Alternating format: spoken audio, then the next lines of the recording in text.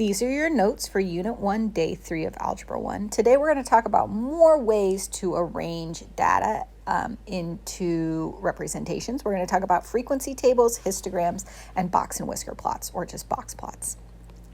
If you would like to see the completed warm-up, go ahead and look at our completed notes from class today that are posted in the module. So again, we're going to talk about frequency tables, box and whisker plots, and histograms. So let's talk about the types of data that we can represent in these types of representations.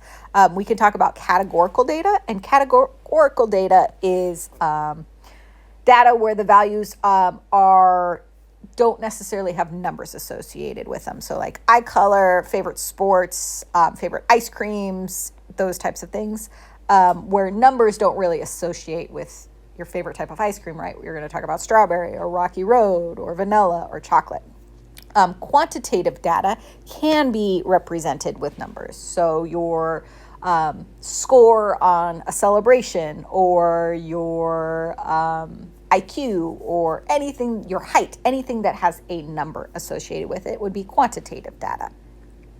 So for instance, if we had Bill and Julius and Yesenia, their heights would be quantitative data because it's a number. Are they left-handed or right-handed would be categorical. Their score on a final exam would be quantitative. Number associated with zip code is a little bit weird. It could fall into either because your zip code gives you like a geographical location, which is not necessarily a number, but the zip code itself is a number. So a frequency table is one way that we can organize data. So what a frequency table does is it takes data and just organizes it into a T-chart or an X and Y chart. So for instance, Mr. Allen said that his students could choose one day a week to not have homework assigned. He recorded their votes in the box below. So he wanted to know which day should he not assign homework. So what we're going to do is we're just going to list out the days of the week, Monday through Friday. So we have Monday, Tuesday, Wednesday, Thursday, and Friday. And we want to know how many of each of those his kids chose. So for Monday, we have 1, 2, 3, 4. So it looks like 4 Mondays. And then let's look at Tuesdays.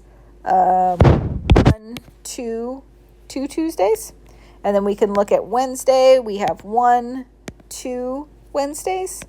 And then we can look at Thursday. We have one Thursday. And then it looks like Friday is going to be the big winner because we have 1, 2, 3, 4, 5, 6 Fridays. So this would be a frequency table. So he collected all the data. It was unorganized initially, and then he put it into what we would call a frequency table, which tells you the category that you're talking about, Monday, Tuesday, Wednesday, Thursday, Friday, and then the frequency of each of those. So 4 for Monday, 2 for Tuesday, 2 for Wednesday, 1 for Thursday, 6 for Friday. So again, it's just a way to organize data into a easier way to view it than just a recorded list. A histogram takes the data from a frequency table and puts it into something that looks very much like a bar graph. But notice the difference between a histogram and a bar graph is these bars are all connected. There's no space in between them. They're not distinct bars. It's like a lump. This helps us to see the spread of data across the table. So notice this data looks to be spread fairly evenly in the middle. This as well looks to be spread evenly in the middle. If these bars would have been higher, then it would have been evenly spread to the left, or if they were higher over here, evenly spread towards the right. So a histogram lets us see the spread of data. So this looks like Eastern Conference versus Western Conference free throw percentages in a given year and how their players did. And it kind of lets you compare who do you think is the better free throw shooters, the Eastern Conference or Western Conference. And you could have a debate as to who and why. So what we're going to do is we're going to take our data from Mr. Allen's class and we're going to create a histogram of it. So what I'm going to do is I'm going to use this little tool. I'm going to do this and then I'm going to hit copy and then I'm going to bring it down here and then I'm going to hit paste image and I'm going to put this data into a histogram. So frequency always goes across the bottom. So frequency does not go across the bottom. Our category goes across the bottom. So this is going to be days. So we have Monday, Tuesday, Wednesday, Thursday, and Friday. And then their frequency. So we're going to do a frequency. We'll go every 2. So 1, 2, 3, 4, 5, and 6, just so we can see them a little bit better. So Monday had a frequency of 4. Tuesday had a frequency of 2. Wednesday had a frequency of 2. Thursday had a frequency of 1.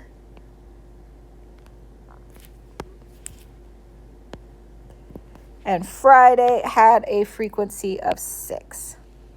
So for a histogram, I don't know how well I did it. All your bars should be the same thickness, and then they should be connected. So again, this would be a histogram to match the frequency table for Mr. Allen's class on which day of the week his students did not want to do homework. And then we can color these in. So we've got Monday, Tuesday, Wednesday, Thursday, and Friday, and it looks like Friday is the even winner. But the data spread looks high on the left side and high on the right side, and kind of small in the middle.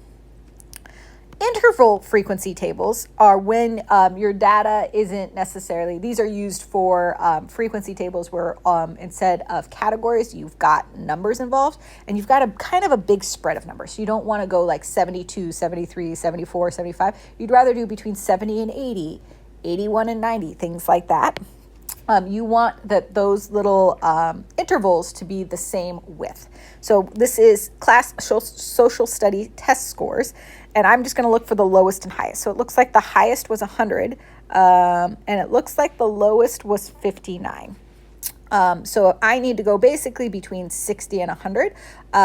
In order for this to be good, you want not just like 2 intervals. You probably want 4 or more intervals. So let's go let's go 59 to 68. We'll go 69 to 78. We'll go 79 to 88. We'll go 89, and then we'll go to 100. So that's going to be my best way to make this as even as possible while hitting all the data. I also, if I didn't want to just include the ones given, I could have gone 51 to 60. Oops. 61 to 70. 71 to 80. 81 to 90, and then 91 to 100, and then they would all have been evenly spread, and I know that I'm going to hit all of my data points. And for me to be as accurate as possible to make sure that my intervals have the same width, this would probably be the best way of going about it without having to use decimals. All right, so between 51 and 60, how many of his test scores fell between 51 and 60? Well, we've got 59, and that looks to be it. So 1 fell between 51 and 60. So let's go 61 to 70. So we've got 61, we got 68, 61 to 70, we got 70, we got 67, so it looks to be 3. Let's go 71 to 80, we got 78, 75, 73, 75, so that looks to be 4. And then 81 to 90, we got 1, 2, 3, 4, 5, 6, and 7. And then 91 to 100, it looks like we've got 1, 2, 3, 4, and 5. So those are my interval frequencies. So again, I'm not just doing one number at a time. I'm doing an interval of numbers from the lowest interval to the highest interval. We can use that same idea, an interval frequency table, and we can use that, and we can make a histogram based off of this. So let's do the same thing. Let's copy that guy, and let's bring him down here, and we will do a histogram based on that interval frequency table. So we're going to do frequency up and down the y-axis. So we're going to go between 1 and 7. So we'll do 1, 2, 3, 4, 5, 6, 7. And then my intervals will go every 3. So 51 to 60, 1, 2, 3, 61 to 70, 1, 2, 3. 71 to 80, 1, 2, 3. 81 to 90, 1, 2, and then 91 to 100. All right, so 51 to 60, it looks like that guy is going to be 1. And then we're going to go 61 to 70 was 3.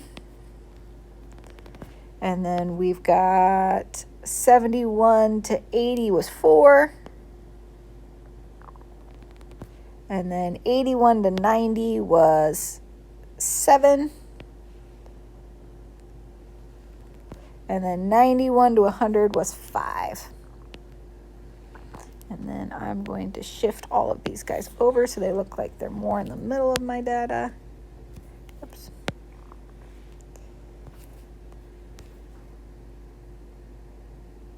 There we go.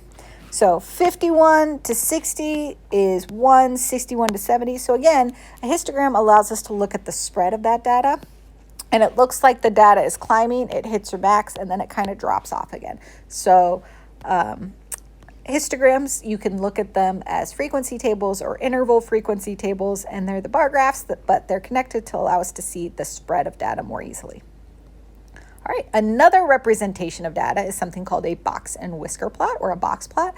This allows us to see the quartiles of data. Quartile obviously has the prefix of quart, which is 4. So it allows us to break the data up into 4 sections, or 25% of the data, 25% of the data, 25% of the data, and 25% of the data. So the lower 25%, the upper 25%, and the middle 50% is represented with the box. So in a box and whisker plots, we've got important data points. So it's going to start with a minimum value. It's going to end with a maximum value. And then to figure out our other ones, the very middle of our data, the middle of our box, is going to be the median of our data set. And then once we find that median, then we have a lower end of our data set and we have an upper end of our data set. And what we're going to do with that lower end is we're going to find the median of our lower end, and that's going to be our lower quartile or our lower median. And then we're going to find the median, or we call it the upper quartile, of our higher data set.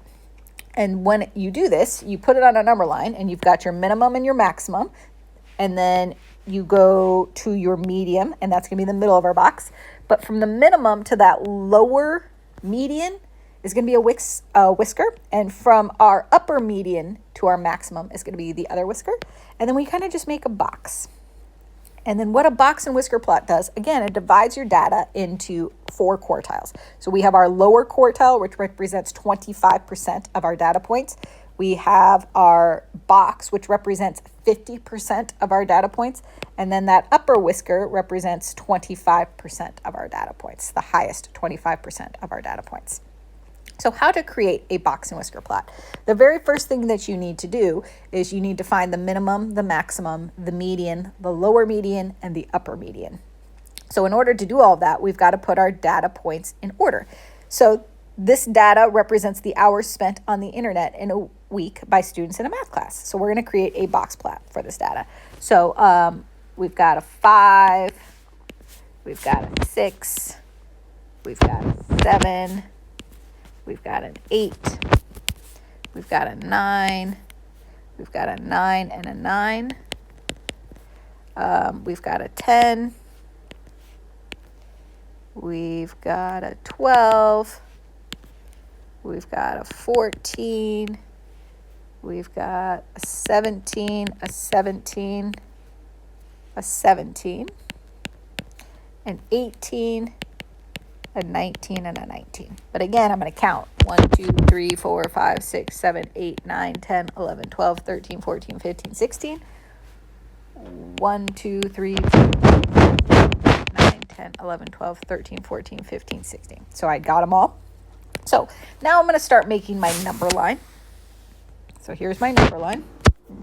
My lowest data point is 5, and it goes all the way up to 19. I can go by ones because 5 and 19 only has a range of 14, so that's not that bad.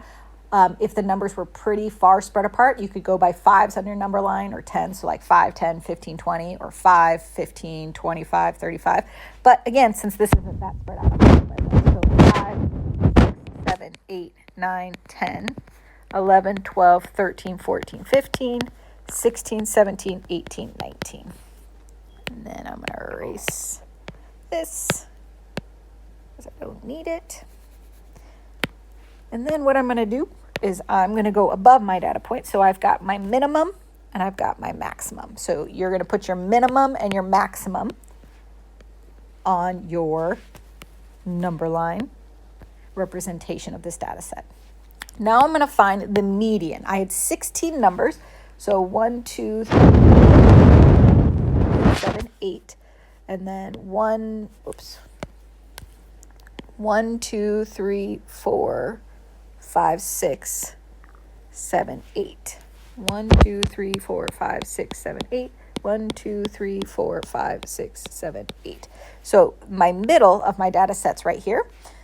So now I'm going to have my lower half and my upper half. And then in the middle of 10 and 12, average them. So 10 plus 12 divided by 2 would be 11. So the median, and we call this Q2, is going to be 11. So at 11, I'm going to put a dot right here, and I'm going to call that Q2. Maximum, and then Q2. Now, since I divided my data into my lower and my upper half, now I'm going to find my lower median and my upper median. So now I've got 1, 2, 3, 4, 5. 1, 2, 3, 4, 5, 6, 7, and 8. So 1, 2, 3, 4, 1, 2, 3, 4. So my middle two numbers are here. 8 plus 9 divided by 2. My Q1, or my lower median, is going to be 8.5. So 6, 7, 8.5. So here is 8.5. And we're going to call that Q1. That's my lower median. And then I'm going to find my upper median. So 1, 2, 3, 4. 1, 2, 3, 4. So in between 17 and 17. So my Q3, my upper median, is going to be 17. So 16, 17. And there's my upper median, and that's going to be Q3. Now to make my box and whisker plot, if you remember from before, whiskers out between your minimum and Q1, and from your upper median to your maximum is another whisker. And then from the other, in the middle, you're going to make a box. So box between Q1 and Q3 with a line through Q2. So lower median to upper median, make a box around those, and then draw a line through the middle median, Q2. And again, what this represents is 50% of my data fell between 5 and 8.5. Sorry, not 50. 25% of my data fell between 5 and 8.5. 25% of my data fell between 8.5 and 11. 25% of my data fell between 11 and 17. And then 25% of my data fell between 17 and 19. But the bulk of my data, 50% of my data, falls between 8.5 and 17. So that's where the bulk of the middle part of my data lies between. But each part, the whiskers and then the two separate boxes, represent 25% of your data. So interpreting box plots, again, for state A, this represents 25% of your data between 0 and 4. This is tornadoes per month. And then this is 25% of your data between 4 and 7. And then 25% of your data fell between 7 and 10. And then 25% of your data fell between 10 and 14. That looks pretty evenly spread, 25%, 25%. All of those sizes look the same. For state B, it's a little bit different. 25% of the data fell between 4 and 7. But then 50% of the data fell between 7 and 19. That's a big spread of data. And then 25% of your data, so a fourth of the data, fell between 19 and 27. So again, that spread of the data makes it more irregular. So the number of tornadoes per month is way more unpredictable in state B compared to state A, where state A's spread was pretty evenly spread. That's more predictable data. You can also use box and whisker plots to analyze data. I wanted to know the highest score on the test. Well, remember the highest score on the test is represented by the maximum, so the end of that whisker. So 102 points, or this is a percent, so 102%. What percent of the class scored be above a 72? Well, we've got 25%, 25%, and 25% with those three sections. So 75% of the kiddos scored above a 72. The median score So remember, this is the minimum, this is Q1. So the median score is that middle of the box. The median score on this test is going to be an 88. And what percent of the class scored between an 88 and a 96? Well, that's a fourth of the data. So that would be 25%. Do I think this test was too hard? Explain. Well, 75% of the class scored a 72% or higher. So 75% of class scored a 72% or higher. So no, I would say that since 3/4 of the class got a C or higher on the test, I wouldn't say it's too hard. You guys might have had a different explanation because 25% of the class scored between a 38% and a 72%. But again, we don't necessarily know where all of those data points fell. We just know that 25% of the class scored below a 72. Then we spent some time in class creating frequency tables and histograms at our big boards and box and whisker plots and analyzing more box and whisker plots. We reviewed some exponents in order of operations and some algebraic expressions. Gentlemen, if you have any questions, feel free to shoot me an email.